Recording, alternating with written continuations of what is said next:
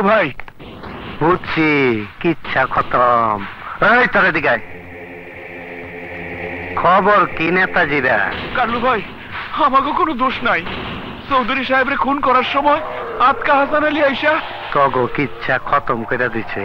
পোলারা এক বুইরা তগো দামরা চেহারা গুলারে আমরা ফাটা করে দিল। আইস তগরে আমি আরে ভাইটা করো কি এইবারের মতো ওখানে মাফ করে দেয়া।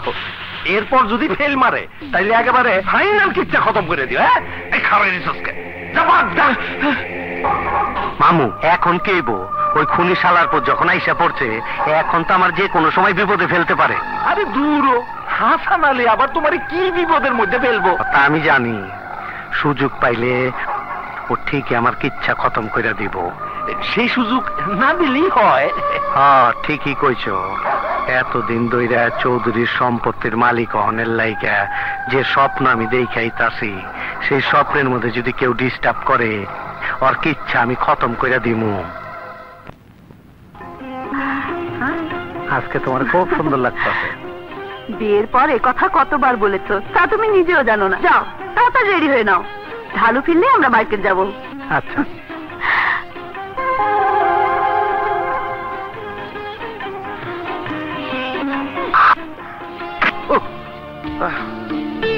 আমি ইচ্ছে করে মারিনি, আপনারা আমাকে মাফ করে না দিন। না, ও কিচ্ছু না, তোমার কোনো দোষ নেই, তা আমি জানি। ইস, রক্ত! আপনার কপাল পেটে রক্ত পড়ছে। দাঁড়ান। মা, মা, জলদি জাতলে বন্ধুটা নিয়ে আসো। মা, কি হলো? তাড়াতাড়ি নিয়ে আসো। তুমি শুধু শুধু ভয় পাচ্ছ, আমার কিচ্ছু হয়নি। তোমার মায়ের নাম কি মিলি? হ্যাঁ। ইস, আর পারি না। কোথায় কাটলো কে জানে। কি রে, কোথায় কেটেছে? আমার না, ওনার।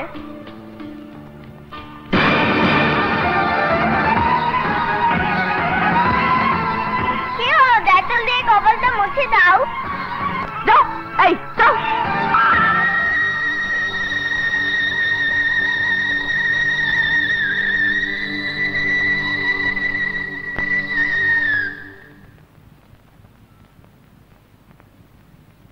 শোনো সবাই, আজ লাট সাহেবের মতো কাজ করলে কিন্তু চলবো না। কাদের মিয়া? জি হুজুর। তোমারে যা যা রান্না করতে কইছি করছো তো সব? একা মানুষ হুজুর, কি করে তাড়াতাড়ি শেষ করব? রহমত। জি হুজুর। তুই কি আরে সাহায্য কর। আচ্ছা হুজুর, চলেন। এই চল। রান্না যেন খুব ভালো হয়। হুজুর, আজ কি কোনো মেহমান আসবে? হ্যাঁ, আমার সবচেয়ে বড় আপনজন আসছে। রহমান। জি। আমরা খেয়ে বাইরে বের হব, তাই গরুর গাড়িটা ঠিক করে রাখো। গরুর গাড়ি? হ্যাঁ হ্যাঁ, ওই গাড়ি আমার বন্ধুর পছন্দ। হুজুর, গরুর গাড়ি কে চালাবে? সেই চিন্তা তোকে করতে হবে না, দরকার হইলে আমি চালাবো। জি। শোন চামিলি, জি হুজুর। আর সব কিছুতে মিষ্টি থাকা চাই। আচ্ছা। ডাক্তারি খাওয়া চলবে না।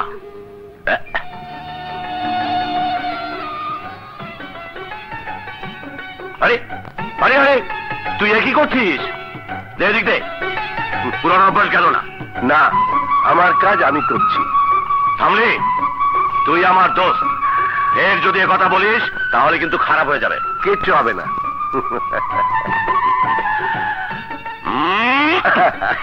তুই একটু বদলাসনি। চল।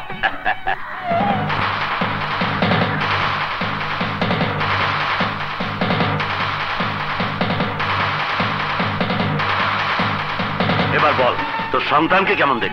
হ্যাঁ, খুশি হয়েছি। খুশি হয়েছি ওদের সুখী দেখে, আর সবচেয়ে বেশি খুশি হয়েছি নাতি দুলাকে দেখে। আরে আমি কি বলছি আর তুই কি বলতাছিস? আমি জিজ্ঞাসা করছি তুই তোর ছেলেকে দেখছিস কিনা। না মানে, ও তো আপনার এখানেই থাকে। ও, তোকে তো বলতেই ভুলে গেছি, ও এখানে থাকে না, তোর বাড়িতেই থাকে। ও জীবনে বিরাট একটা ভুল করছে, তাই তারাই দিতে বাধ্য হয়েছি। থাক, বাদ দে ওসব কথা। আজ থেকে অতীত ভুলা গিয়া মৃত্যুর আগ পর্যন্ত দুইজনে একসাথে এই বাড়িতেই থাকবো। আপত্তি থাকলে ভাবি আর ওই বদমাইশটারও এখানে নিয়ে আসবো।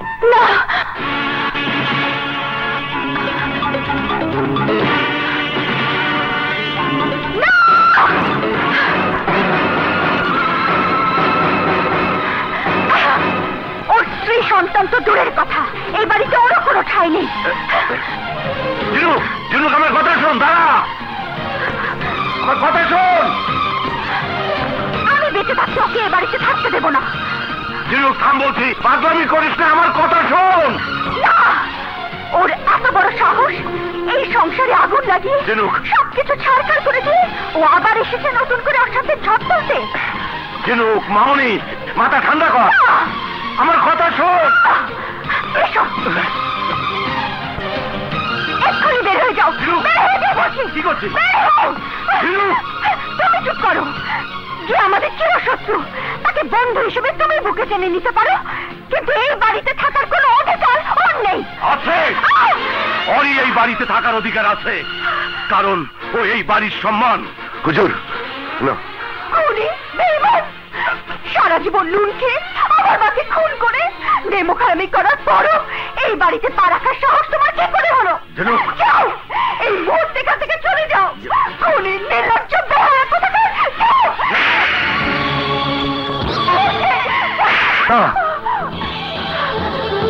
তোর এত বড় সাহস, আমার বন্ধুর গায়ে হাত তুলতে চাস, আমার জানের উপর আঘাত করতে চাস? হুজুর, হুজুর থামুন বলছি। হুজুর, পাগলামি করবেন না। আমাকে ওর এত বড় সাহস, সুখের জন্য না। হুজুর, না।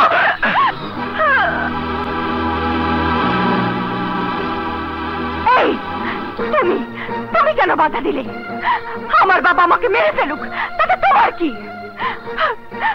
তোমার জন্য বাবা আজ আমাকে যে আঘাত করেছে, তোমার ছেলেকে দিয়ে আমি তার প্রতিশোধ অনেক আগেই নিয়েছি। জেলের ঘানি টানতে গিয়ে যাকে উত্তরসূরি করে রেখে গিয়েছিলে, তাকে ভালোবাসার ছলনায় মিথ্যে অপরাধী করে এই বাড়ি থেকে তাড়িয়েছি,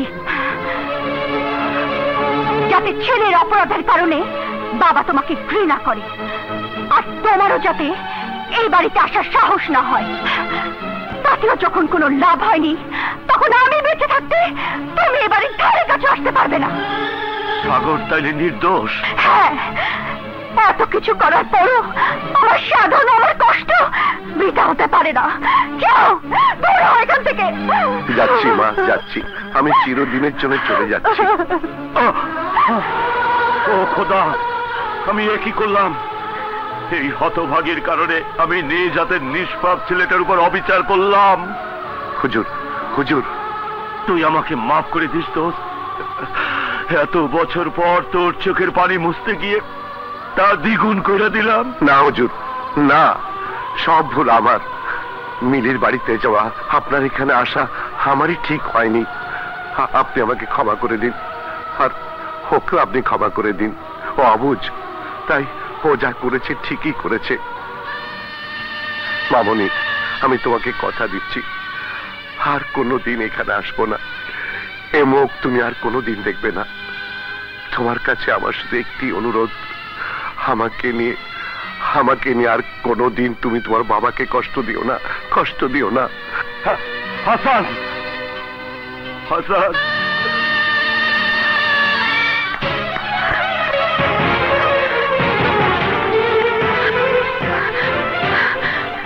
ওই খুনিকে শেষ করে না দেওয়া পর্যন্ত মায়ের আত্মা শান্তি পাবে না, এই সংসারে সুখ ফিরে আসবে না। যে বাবা এতটা বছর সন্তানের কাছ থেকে দূরে সরে আছে, যে সন্তানের মুখ থেকে বাবা ডাক শোনার জন্য যন্ত্রণায় কষ্ট পাচ্ছে, সন্তানকে বুকে টেনে নেওয়ার জন্য যার মন কাঁদছে, তাকে বাবা বলতে তো লজ্জা লাগে। হ্যাঁ, লজ্জা লাগে, আর তাই তার মুখ দেখার আগেই আমি এই বাড়ি ছাড়তে বাধ্য হচ্ছি। একটা খুনিকে বাবা বলে আমি ডাকতে পারবো না। যেদিন সে খুনির খাতে নাম লিখিয়েছে, সেদিন এই সংসারে সুখের মরণ হয়েছে। মনে রেখো মা, তুমি যদি তার সাথে সম্পর্ক রাখো, তাহলে আমাকে চিরদিনের জন্য হারাতে হবে। তা তো হবেই, তোদের সব জ্বালা তো আমাকেই সইতে হবে।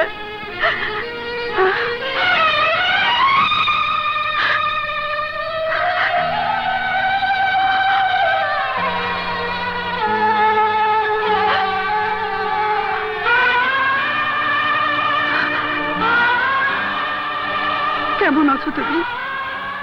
যেমন দোয়া করেছো। ওগো, তুমি ছাড়া পাচ্ছ তা আমাকে জানালে না কেন? আমি কি তোমাকে নিয়ে আসতাম?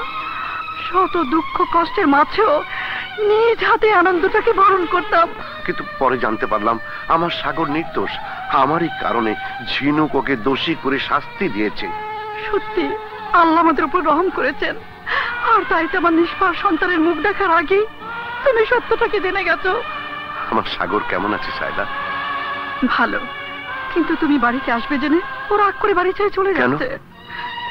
তোমার প্রতি ওর ভুল ধারণা জন্ম নিয়েছে। কতদিন ওকে দেখিনি। আজ আজ অনেক আশা নিয়ে এসেছিলাম, ওকে প্রাণ ভরে দেখব। বুকে নিয়ে এই বুকে জমে থাকা সমস্ত যন্ত্রণা দূর করে দেব। না না, তুমিও কাজ করো না। সাগর খুব জেদি হয়েছে, তাই আমার অনুরোধ, ওর ভুল না ভাঙা পর্যন্ত তুমি ওর কাছে যেও না। তাহলে কি আমার সাগরকে আমি একটি বারের জন্য দেখতে পাবো না? ওগো, তুমি এইভাবে বলো না। তুমি বরং এক কাজ করো, পেছনে জানালার কাছে গিয়ে দাঁড়াও, আমি ওর অজান্তে ওকে দেখার ব্যবস্থা করে দিচ্ছি। এসো।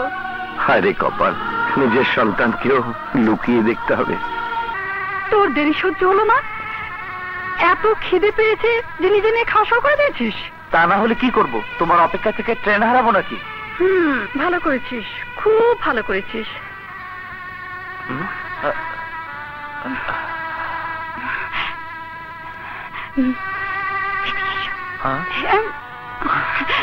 নে বাবা, খা, তুই খা।